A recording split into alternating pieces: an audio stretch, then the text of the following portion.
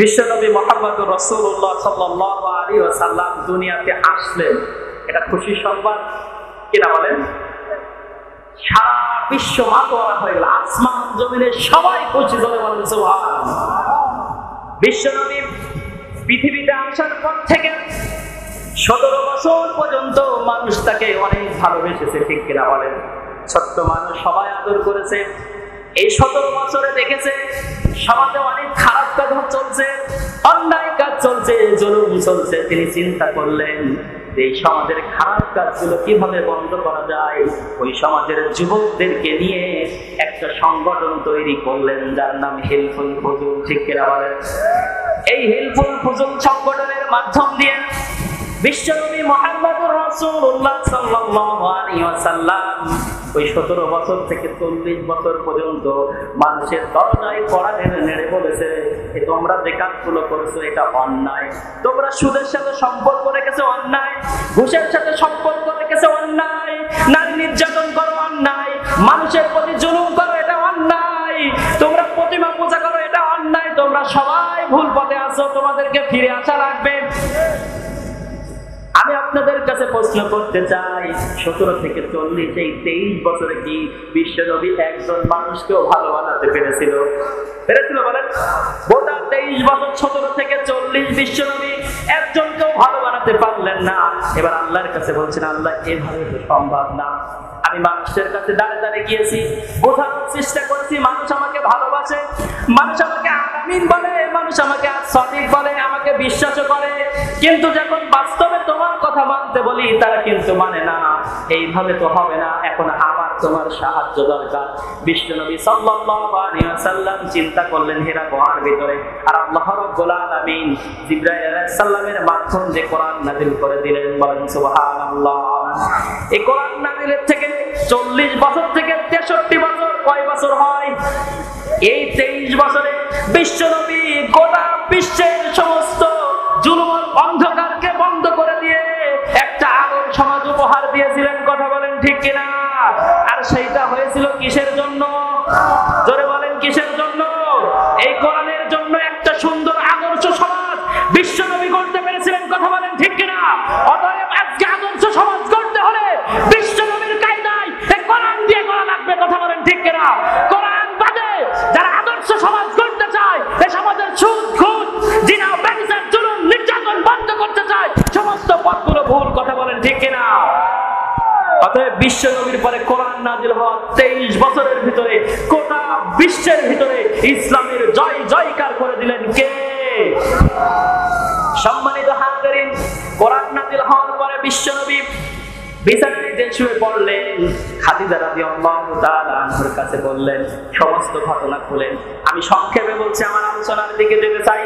সম্মানিত হাজিরিন, বোঝানোর জন্য আমি আপনাদেরকে বলছি, বিশ্বনবী মুহাম্মদুর রাসূলুল্লাহ সাল্লাল্লাহু আলাইহি ওয়াসাল্লামকে আল্লাহ তাআলা ডাকলেন, ইয়া আইয়ুহাল মুদাসসির কুম ফানজির রাব্বাকা ফাকাব্বির, জোরে বলেন আল্লাহু আকবার। বিশ্বনবী মুহাম্মদুর রাসূলুল্লাহ সাল্লাল্লাহু আলাইহি ওয়াসাল্লামকে আল্লাহ রাব্বুল আলামিন বললেন, ইয়া আইয়ুহাল মুদাসসির, হে চাদর আবৃতওয়ালা, তুমি চাদর মুড়ি দিয়ে ঘুমিয়ে থাকলে হবে না, কুম ফানজির, সতর্ক করুন এই জাতিকে, কথা বলেন ঠিক কিনা? বিশ্বনবী মুহাম্মদুর রাসূলুল্লাহ সাল্লাল্লাহু আলাইহি ওয়াসাল্লাম দুনিয়ায় নেই, তাহলে আয়াত বাদ, কি বাদ? সম্মানিত হাজিরিন, আল্লাহ রাব্বুল আলামিন বিশ্বনবীকে বললেন যে তুমি ঘুমিয়ে থেকো না, উঠে পড়ো, জাতিকে সতর্ক করো। এই আয়াত এখন আমাদের উপরে, কথা বলেন ঠিক কিনা? আল্লাহ রাব্বুল আলামিন আমাদেরকে বলছে তোমরা ঘুমিয়ে থেকো না, আমি দুনিয়াতে তোমাদেরকে পাঠিয়েছি, ইন্নী জাইলুন ফিল আরদি খলিফা, ঠিক কিনা বলে? খলিফা প্রতিনিধিত্ব করার জন্য, ঘুমিয়ে থাকার জন্য না। আর মুসলমানরা ঘুমিয়ে পড়েছে চাদর মুড়ি দিয়ে, আর সেই সুযোগে জালিমরা 180 মাইল বেগে জমিন দখল করে নিয়েছে, কথা বলেন ঠিক কিনা? জালিমরা জমিনের প্রতিনিধিত্ব করছে, আর মুসলমানরা শুধু চোখ বুজে ঘুমাচ্ছে, কথা বলেন ঠিক কিনা? ও মুসলমানেরা, তোমাদের যদি ঘুম না ভাঙে, আগামী দিন কবর দেওয়ার জায়গাও এই জমিনে তোমরা খুঁজে পাবা না, কথা বলেন ঠিক কিনা?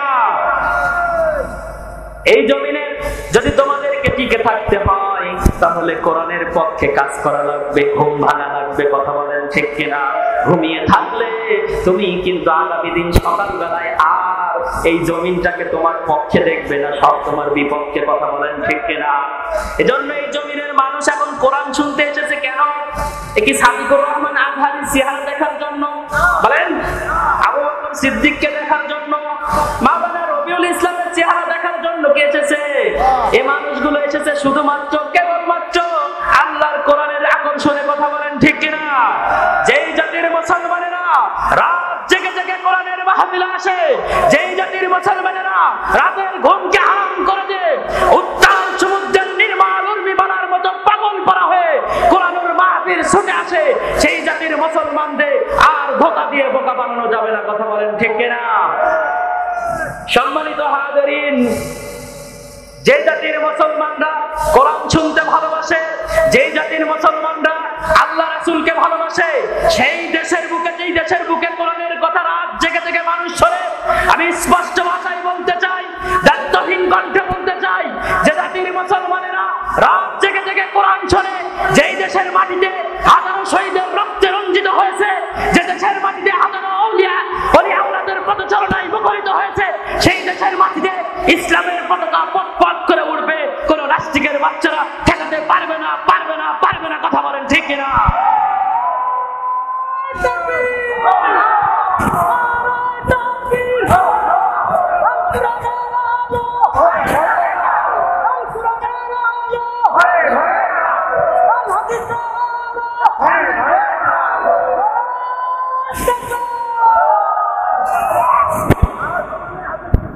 আলহামদুলিল্লাহ, আমাদের দেশ সোনার দেশ, ঠিক কিনা? এদেশে আমরা কালিমার পতাকা উড়বে পথ পথ করে, এটা চাই কি চাই না? এই কালিমার পতাকা ওড়াতে হলে আল্লাহর দ্বীনের পক্ষে কাজ করা লাগবে। কথা বলেন ঠিক কিনা? আল্লাহ যে ফয়সালা দিয়েছে, রাসূল যে আদেশ দিয়েছে, এটা আমাদের মানা লাগবে কি লাগবে না? আল্লাহ রাব্বুল আলামিন সূরা আহজাবের 36 নম্বর আয়াতে বলেন, ওয়া মা কানা লিমুমিনিন ওয়ালা মুমিনাতিন ইযা কাদাল্লাহু ওয়া রাসূলুহু আমরান আইয়াকুনা লাহুমুল খিয়ারাতু মিন আমরিহিম ওয়া মান ইয়াসিল্লাহা ওয়া রাসূলাহু ফাকাদ দাল্লা দালালাম মুবিনা। আল্লাহ রাব্বুল আলামিন বলেন, যারা মুমিন নারী পুরুষ আল্লাহ এবং রাসূলের পক্ষ থেকে যখন কোনো বিধান জারি হয়ে যায়, কোন রায় ফয়সালা জারি হয়ে যায়, মুমিন বান্দারা সেটাকে ওভারটেক করে নতুন কোনো পথ মত গ্রহণ করতে পারে না। কথা বলেন ঠিক কিনা? আমরা যদি মুমিন হয়ে থাকি, তাহলে আল্লাহর পক্ষ থেকে যে বিধান জারি হবে, আল্লাহর পক্ষ থেকে যে রায় জারি হবে, রাসূলের পক্ষ থেকে যে বিধান আসবে আমাদের সামনে, এটা মেনে নিতে আমরা বাধ্য। কথা বলেন ঠিক কিনা? সম্মানিত হাজিরিন, এবার বিশ্বনবীকে বললেন, কুম ফাআনদির, হে নবী উঠুন আর এই জাতিকে আপনি সতর্ক করুন, অরব্বাকা ফাকাব্বির, আর আপনার রবের নামে তাকবীর দিন। তাকবীর দেওয়ার ঘোষণা কার? সব জায়গায় তাকবীর হবে কার? তাকবীর দিতে ভয় আমরা কাউকে করব না। কথা বলেন ঠিক কিনা? বিশ্বনবী সাল্লাল্লাহু আলাইহি ওয়াসাল্লাম পাহাড়ের উপরে দাঁড়িয়ে একটা পতাকা টাঙিয়ে দিলেন, আর বিশ্বনবী মুহাম্মদুর রাসূলুল্লাহ সাল্লাল্লাহু আলাইহি ওয়াসাল্লামের পতাকা টাঙানো দেখে সমস্ত মানুষ তার কাছে উপস্থিত হয়ে গেল। আমি খুব সংক্ষেপে আলোচনা করছি। সম্মানিত হাজিরিন, বিশ্বনবী মুহাম্মদুর রাসূলুল্লাহ সাল্লাল্লাহু আলাইহি ওয়াসাল্লামের সামনে সবাই উপস্থিত হয়ে যখন বিশ্বনবীকে বলছে, কেন তুমি আমাদেরকে ডাকলে বলো? বিশ্বনবী মুহাম্মদুর রাসূলুল্লাহ সাল্লাল্লাহু আলাইহি ওয়াসাল্লাম বলছেন, আমি তোমাদেরকে এই জন্য ডেকেছি, তোমরা কি আমাকে বিশ্বাস করো? সবাই বলল, আমরা তোমাকে বিশ্বাস করি, তুমি আলামিন as-সাদিক, তুমি সত্যবাদী, তুমি কখনো মিথ্যা কথা বলো না।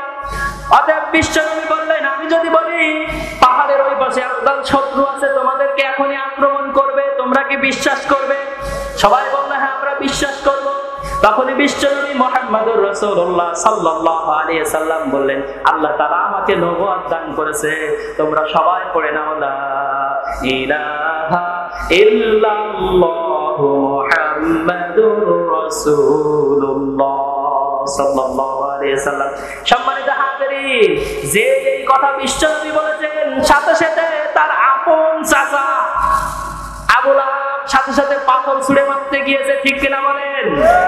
আল্লাহ রাব্বুল আলামিন সাথে সাথে জানিয়ে দিলেন, তাব্বাত ইয়াদা আবি লাহাবিন ওয়া তাব। বিশ্বনবীকে আল্লাহ তাআলা বললেন, আবু লাহাবের দুই হাত ধ্বংস হয়ে যাক। এখন প্রশ্ন হতে পারে, আল্লাহ তাআলা তাহলে অবিচারক, ও তো এক হাত দিয়ে পাথর মারছিল, ঠিক কিনা বলেন? এক হাত দিয়ে মারছিল, পাথর ছুঁড়লে কয় হাত দিয়ে ছুঁড়ে? আল্লাহ বলছেন দুই হাত ধ্বংস হয়ে যাক। কেন বললেন? দেখেন, কোন মানুষ যখন ঢেলা ছুঁড়ে মারে পিছনের হাত নাড়া দেয়, কথা বলেন ঠিক কিনা? এই পৃথিবীতে অনেক মানুষ আছে যারা মানুষের প্রতি জুলুম করে, অত্যাচার করে, নিপীড়ন করে, হকপন্থী মানুষদেরকে বিনা অপরাধে বছরের বছরে পর বছর জেলখানায় কাটায়, ফাঁসির মঞ্চে পাঠায়। এমন মানুষ আছে না? এ সমস্ত মানুষ কিন্তু এদের সামনাসামনি এত সাহস হয় না। পিছনের হাত আছে না? নাই। পিছন থেকে কিছু মানুষ উপরে চেয়ারে বসে তাদেরকে ইন্ধন দেয়, তখন ওরা মানুষের প্রতি অত্যাচার করে, কথা বলেন ঠিক কিনা? আবু লাহাব যেমন এক হাত দিয়ে ঢেলা মারার সময় আল্লাহ বলেন ওই পিছনের হাতের সহযোগিতা করার কারণে আল্লাহ তাআলা ওর দুই হাত ধ্বংস। অতএব যারা আজকে পৃথিবীতে পিছনে বসে পড়ে ইন্ধন দিচ্ছেন, সাধারণ মানুষদেরকে দিয়ে অন্য সাধারণ মানুষদের উপরে জুলুম করাচ্ছেন, নির্যাতন করছেন, আপনারা এদের সাথে ধ্বংস হয়ে যাবেন, কথা বলেন ঠিক কিনা? এটা নিয়ে পিছন দিয়ে কাউকে কাঠি মারা যাবে? পিছন দিয়ে কাঠি মারবেন, কিয়ামতের মাঠে আল্লাহ তাআলা আপনাকে অপমানিত করে, লাঞ্ছিত করে জাহান্নামে নিক্ষেপ করবেন, কথা বলেন ঠিক কিনা? সম্মানিত হাজিরিন, বিশ্বনবীর পরে কোরআন নাজিল হওয়ার পরে বিশ্বনবীর পরে ওই 23 বছরে কত জুলুম, কত নির্যাতন হয়েছে, কথা বলেন ঠিক কিনা? এজন্য সম্মানিত হাজিরিন, এই কোরআন যখন এসেছে 23 বছরে হাজারো জুলুম নির্যাতনের পরেও একটি আদর্শ সমাজ বিশ্বনবী উপহার দিয়েছিলেন, কথা বলেন ঠিক কিনা? এজন্য আসুন আমাদের জীবনটাকে পরিবর্তন করার জন্য আমি আপনাদের সামনে সূরাতুল আসর তেলাওয়াত করেছি। এই আসরের প্রতি যদি কেউ আমল করতে পারে, আসরের কথাগুলো যদি কেউ জীবনে গ্রহণ করতে পারে, সেই ব্যক্তিরা জান্নাতি মানুষ হয়ে যাবে। জোরে বলেন সুবহানাল্লাহ। খুব সংক্ষেপ, সময় বেশি নয়। প্রধান মেহমান আসার আগে সংক্ষেপে কিছু মেসেজ আমি আপনাদেরকে দিতে চাই। সূরাতুল আসর, আল্লাহ রাব্বুল আলামিন বললেন সময়ের কসম, ইতিহাসের কসম, কালের কসম। সময়ের কসম কেন আল্লাহ রাব্বুল আলামিন দিলেন? কারণ আমাদের থেকে যেই সময়টা চলে যাচ্ছে এটা কি আর ফিরে আসবে? ইংরেজিতে একটা প্রবাদ আছে, time and tide wait for none, ঠিক কিনা বলেন? সময় এবং নদীর স্রোত কারোর জন্য অপেক্ষা করে? বলেন করে? যে সময় আমাদের থেকে হারিয়ে যাচ্ছে এই সময় কোনোদিন আমরা ফিরে পাবো না। অতএব সময় থাকতে আমাদের জীবনটাকে কোরআনের পথে কাজে লাগানো লাগবে, কথা বলেন ঠিক কিনা? ইতিহাসের কসম কেন আল্লাহ বললেন? যে ইতিহাস তোমরা ঘুরে দেখো, এই পৃথিবীর বুকে যারা জালিম ছিল, ফিরআউন, নমরুদ যারা ছিল, তারা মানুষের প্রতি অত্যাচার করেছিল, এদেরকে আমি কিভাবে দুনিয়ার থেকে বিদায় করেছি, কথা বলেন ঠিক কিনা? ফিরআউনকে আল্লাহ তাআলা নিজের বিচারে নিজে ওই মিশরের নীলনদের ভিতরে ডুবাইছিলেন, কথা বলেন ঠিক কিনা? নমরুদকে জুতার বাড়ি খাওয়াতে খাওয়াতে দুনিয়ার থেকে বিদায় করেছিলেন, কথা বলেন ঠিক কিনা? এই পৃথিবীতে যারা ওই নমরুদের মতো আচরণ করবে, ফিরআউনের মতো আচরণ করবে, আল্লাহ তাআলা তাদেরকে জুতার বাড়িতে বিদায় করবেন, কথা বলেন ঠিক কিনা? যার প্রমাণ প্রেসিডেন্ট বুশ, এই কথা বলেন ঠিক কিনা? জুতার বাড়ি খেয়েছিল কিনা? এই পৃথিবীর বুকে মুসলমানদের উপরে যারা অত্যাচার করবে, যারা জুলুম করবে, নির্যাতন করবে, আল্লাহ তাআলা দুনিয়ার বুকে তাদেরকে জুতার বাড়ি দিয়ে অপমান করে তাদেরকে বিদায় করবে, কথা বলেন ঠিক কিনা? অতএব মুসলমানদের উপরে জুলুম বন্ধ করতে হবে। নির্মম ফিলিস্তিনের মুসলমানদের উপরে যেমন ইসরায়েলি হানাদার বাহিনীরা যেইভাবে অত্যাচার করছে, জুলুম করছে, ওই মুসলমান ভাইরা তোমাদেরকে একটু মায়া করে না। আজকে মুসলমান হয়েছে, আমরা আরামে ঘুমাচ্ছি, ফিলিস্তিনিরা ঘুমাতে পারে না, কথা বলেন ঠিক কিনা? তোমার ঘুম কি ভাঙে না? 30,000 মুসলমানদেরকে হত্যা করে ফেলেছে ইহুদিরা। অতএব আমাদের মুসলমান হিসেবে আমাদের তাদের জন্য জীবনের প্রয়োজন হয়, তাদের দেশে যে লড়াই করতে হয়, এমন পরিস্থিতি যদি তৈরি হয়, মুসলমান তোমরা কি তৈরি আছো? সম্মানিত হাজিরিন, এজন্য মুসলমানরা যদি ঘুমিয়ে যাও, মুসলমানরা তোমাদের উপরে জালিমরা চেপে বসবে, ঠিক কিনা বলেন? এজন্য সম্মানিত হাজিরিন, ওই ইতিহাস থেকে শিক্ষা নাও, জালিমরা এই পৃথিবীতে জুলুম করে, নির্যাতন করে, অত্যাচার করে কেউ টিকতে পারেনি, কথা বলেন ঠিক কিনা? অতএব আজকে না, আনন্দ ইসলামী আন্দোলনের কর্মীদের উপর জুলুম করে, অত্যাচার করে, আল্লাহর কসম করে বলছি চিরদিন তারা দুনিয়ায় থাকবে না। কথা বলেন ঠিক কিনা? আজ নয় কাল তাদের পতন হবেই হবে, ঠিক কিনা বলে? আগামীকাল পূর্ব দিগন্তে সূর্য উঠবে যেমন সত্য, এই পৃথিবীর বাতিলদের পতন হবে ঠিক তেমনই সত্য। কথা বলেন ঠিক কিনা? এই পৃথিবীর বাতিলরা কোনোদিন চিরকাল টিকে থাকতে পারবে না, পারবে না, পারবে না। কথা বলেন ঠিক কিনা? আল্লাহ বলেন ইতিহাসের কসম, শিক্ষা নাও, ইতিহাস থেকে শিক্ষা নাও। ইতিহাস তোমাদেরকে শিক্ষা দিচ্ছে, ওই শিক্ষা গ্রহণ করে জীবনটাকে পরিবর্তন করো। কথা বলেন ঠিক কিনা? সম্মানিত হাজিরিন, পরের আয়াতে আল্লাহ রাব্বুল আলামিন বলেন ইন্নাল ইনসানা লাফি খুসর। নিশ্চয়, ইন্না মানে নিশ্চয়, নিশ্চয় সমগ্র মানুষ ক্ষতির ভিতরে আছে। এখন প্রশ্ন হতে পারে কিভাবে আমরা ক্ষতির ভিতরে আছি? আমি আপনাদেরকে আল্লাহ রাসূল সাল্লাল্লাহু আলাইহি সাল্লামের 5টা ভবিষ্যৎবাণী শোনাবো। এই 5টা ভবিষ্যৎবাণীর ভিতরে একটু করে হলেও প্রমাণ আপনারা পাবেন আমরা কিভাবে ক্ষতির ভিতরে আছি। আল্লাহ রাসূল সাল্লাল্লাহু আলাইহি ওয়াসাল্লামের ভবিষ্যৎবাণী হচ্ছে, তিনি একদিন সাহাবীদেরকে বলছে, আমার সাহাবীরা, শেষ জামানায় মানুষ দুনিয়াকে বেশি ভালোবাসবে, আখিরাতের কথা ভুলে যাবে মনের অজান্তেই। বাস্তবতায় মিলিয়ে দেখেন এই দুনিয়াকে আমরা বেশি ভালোবাসি কিনা? অথচ আপনার রাসূল সাল্লাল্লাহু আলাইহি ওয়াসাল্লাম বলেছেন হুব্বুদ দুনিয়া রাসু কুল্লি খাতিয়া। দুনিয়ার মহব্বত হলো সমস্ত গুনাহের মূল। কথা বলেন ঠিক কিনা? অথচ এই দুনিয়ার প্রেমেই আমরা সবচাইতে বেশি মত্ত। কথা বলেন ঠিক কিনা? আর আখিরাত বলে যে একটা দিবস আছে, যেদিন আল্লাহ রাব্বুল আলামিন আমাদেরকে উঠাবেন, ওই দিবসের কথা কিন্তু আমরা ভুলে গিয়েছি। কথা বলেন ঠিক কিনা? অথচ মানুষ মারা যাওয়ার সাথে সাথে আমরা পড়ি মিনাহা খালাকনাকুম ওয়া ফিহা নুঈদুকুম ওয়া মিনাহা নুখরিজুকুম তারাতান উখরা। পড়ে কিনা বলেন? এটা কি মাটিতে রাখার দোয়া? বলেন, এটা কি মাটিতে রাখার দোয়া? কিন্তু আমরা তো সবাই এই দোয়া পড়ি কবরে রাখার সময়। কিন্তু আল্লাহ বলছেন কি মিনহা খালাকনাকুম, আমি তোমাকে মাটি থেকে সৃষ্টি করেছি। অফিহা নুঈদুকুম ওয়া মিনহা নুখরিজুকুম, তোমাকে মাটির ভিতরে রাখা হলো, আবার তোমাকে মাটি থেকে উত্থান করা হবে। মিনহা খালাকনাকুম ওয়া ফিহা নুঈদুকুম ওয়া মিনহা নুখরিজুকুম তারাতান উখরা। আখিরাত দিবসে সবাইকে উঠানো হবে, কি হবে না বলেন? আল্লাহ রাব্বুল আলামিন বলেন তোমাদেরকে আমি উঠাবো। আর রাসূল বললেন শেষ জামানার মানুষ তারা দুনিয়াকে বেশি ভালোবাসবে আর আখিরাতের কথা মনের অজান্তেই ভুলে যাবে। এটা বাস্তবতায় আছে না নাই? 2 নম্বর ভবিষ্যৎবাণী, রাসূলুল্লাহ সাল্লাল্লাহু আলাইহি ওয়াসাল্লাম বলেন, ও আমার সাহাবীরা, শেষ জামানার মানুষ সৃষ্টিকৃত জিনিসকে ভালোবাসবে আর সৃষ্টিকর্তার কথা তারা মনের অজান্তেই ভুলে বসবে। ঠিক কিনা বলেন? খালাকান নাস, মানুষ সৃষ্টি করেছে কে? খালাকাস সামাওয়াতি ওয়াল আরদ, আসমান জমিন সৃষ্টি করেছেন কে? তাহলে আল্লাহ আসমান জমিন সৃষ্টি করেছেন, আল্লাহ আমাকে আপনাকে সৃষ্টি করেছেন। এই পৃথিবীতে এবং আসমানে যত মাখলুকাত আছে সব কিছুর সৃষ্টিকর্তা কে? তাহলে সেই আল্লাহর প্রশংসা করা লাগবে কিনা? আল্লাহর ইবাদত করা লাগবে কিনা? আল্লাহর গোলামি করা লাগবে কিনা? কিন্তু আল্লাহ রাসূল সাল্লাল্লাহু আলাইহি সাল্লাম বলেন শেষ জামানার মানুষ সেই সৃষ্টিকর্তার কথা ভুলে যাবে আর এই সৃষ্টিকৃত জিনিস নিয়ে তারা ব্যস্ত হয়ে পড়বে। কথা বলেন ঠিক কিনা? সম্মানিত হাজিরিন, এজন্য আসুন আমরা সেই আল্লাহর ইবাদত করি যে আল্লাহ আমাদেরকে সৃষ্টি করেছেন তার ইবাদত করার জন্য। ঠিক কিনা বলেন? ওয়া মা খালাকতুল জিন্না ওয়াল ইনসা ইল্লা লিয়াবুদুন।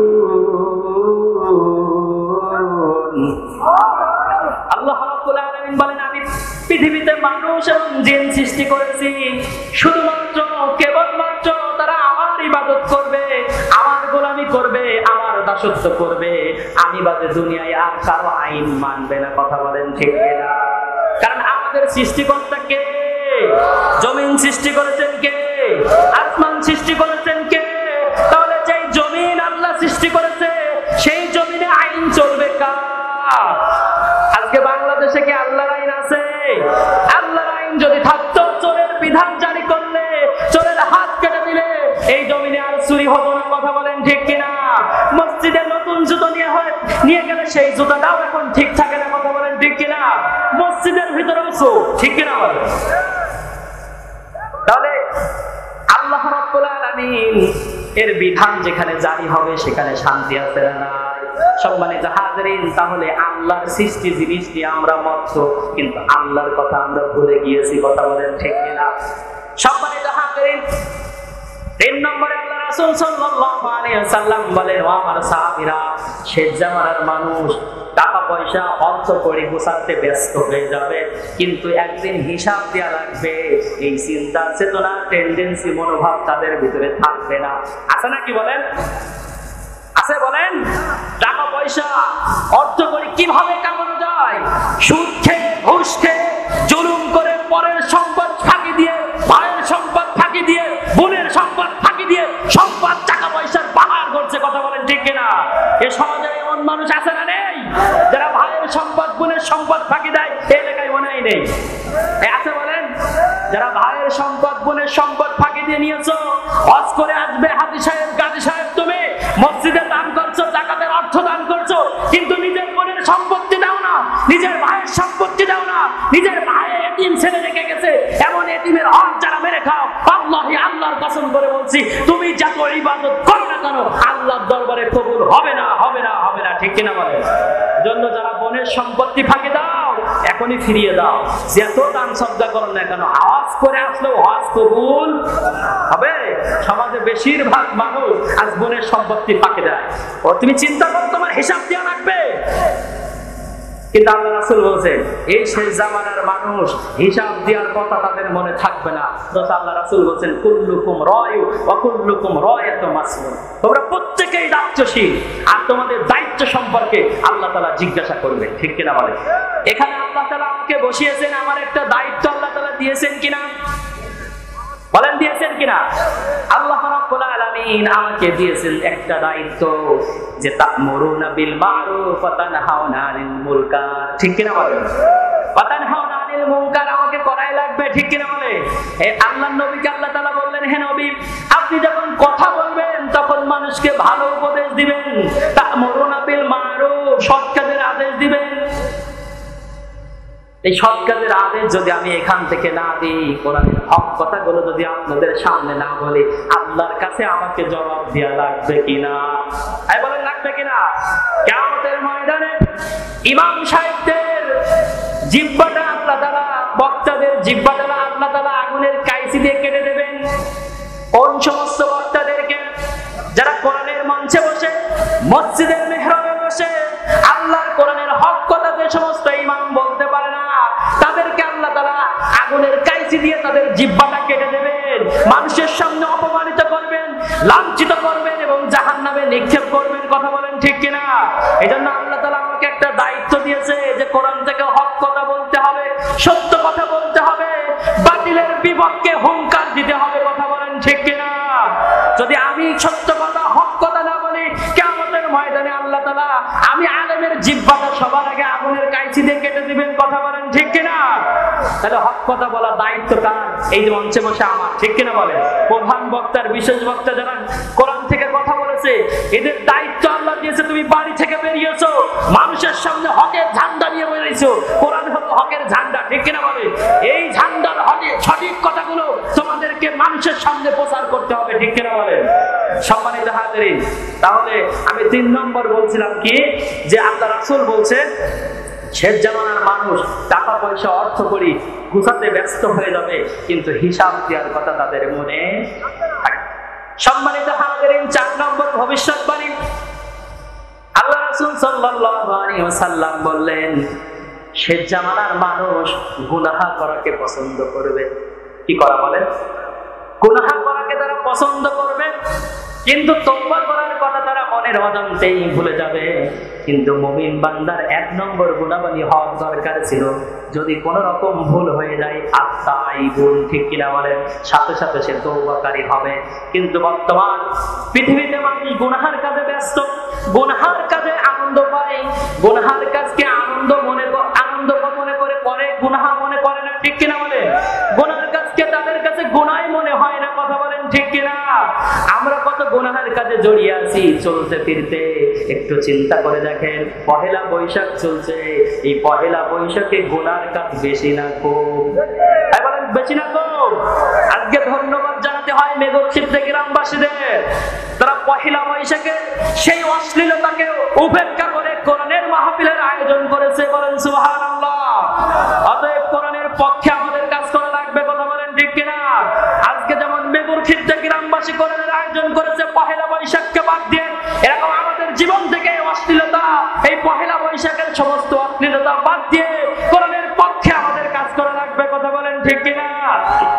কিন্তু যারা অশ্লীলতার ভিতরে ডুবে আছে, দেখেন যারা অশ্লীল কাজ করছে, কিন্তু তাদের কাছে মনে হচ্ছে না তারা গুনাহ করছে। ঠিক কিনা বলেন? যদি মনে হতো এই কাজে গুনাহ, এই কাজের জন্য আল্লাহ তাআলা আমাকে পাকড়াও করবেন, আমাকে ধরবেন, তাহলে গুনার কাজ কেউ করতো? কেউ সুদের সাথে সম্পর্ক রাখতো, কেউ ঘুষের সাথে সম্পর্ক রাখতো, কেউ বাতিলের সাথে সম্পর্ক রাখতো, কেউ আলেমদের উপর জুলুম করতো, ইসলামী আন্দোলনের কর্মীদের উপরে কেউ জুলুম করতো, বাদ করতো? এজন্য গুনাহ করে, কিন্তু গুনাহ মনে, বলেন গুনাহ মনে হয়? একটু চিন্তা করে, নিজের বিবেককে একটু না দেন। আল্লাহ রাসূল বললেন শেষ জামানার মানুষ তারা গুনাহ করাকে পছন্দ করবে, কিন্তু তওবা করার কথা মনের অজান্তেই ভুলে যাবে। এবার 5 নম্বর আল্লাহ রাসূল সাল্লাল্লাহু আলাইহি ওয়াসাল্লাম বললেন শেষ জামানার মানুষ পোড়ামাটির ঘর করার জন্য পাল্লা দিবে। কিসি মাটি? ওই পাকা ঘর, পোড়ামাটির ঘর করার জন্য পাল্লা দিবে। কিন্তু কবর নামক যে একটা বাড়ি আছে, যেই বাড়িতে সবাইকে যাওয়া লাগবে, ওই বাড়ি থেকে কেউ বের হতে পারবে না। হাসরের মাঠের আগ পর্যন্ত, যখন কিয়ামত হবে সেই পর্যন্ত কবরের ভিতরে থাকা লাগবে। ওই কবরের কথা মনের অজান্তেই তারা ভুলে যাবে। আজকে বাস্তবতায় আমরা ভুলে গিয়েছি কিনা বলেন? ভুলে গিয়েছি না? আজকে বাড়ি ইটের পোড়ামাটির ইটের বাড়ি করার জন্য সবার পাল্লা আছে না নাই? কিয়ামতের আলামত পড়ছিলাম, আল্লাহ রাসূল সাল্লাল্লাহু আলাইহি সাল্লাম ওর ভিতরে দেখলাম এই পোড়ামাটির বাড়ি হলো কিয়ামতের আলামত। কিয়ামতের আগে মানুষ আর কাঁচা ঘর থাকবে না, টিনের ঘর থাকবে না, সব মানুষ পোড়ামাটির ঘর করবে। আজকে বাস্তবতায় তাকিয়ে দেখেন, আজ থেকে 10 বছর আগে পিছিয়ে যান, দেখেন গ্রামে অনেক কাঁচা বাড়ি ছিল, টিনের বাড়ি ছিল, বেড়ার বাড়ি ছিল, ছিল কিনা বলেন? মাত্র 10 বছর। আর এই 10 বছরের ভিতরে দেখেন এখন কাঁচা বাড়ি খুঁজে পাওয়া খুব কঠিন, ঠিক কিনা বলেন? আমরা একটু জিকির করি, লা ইলাহা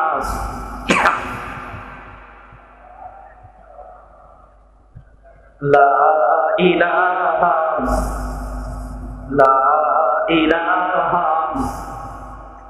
লা ইলাহা ইল্লাল্লাহ মুহাম্মাদুর রাসূলুল্লাহ সাল্লাল্লাহু আলাইহি সাল্লাম। সম্মানিত হাজিরিন, খুব ভালো করে মনোযোগ দেন।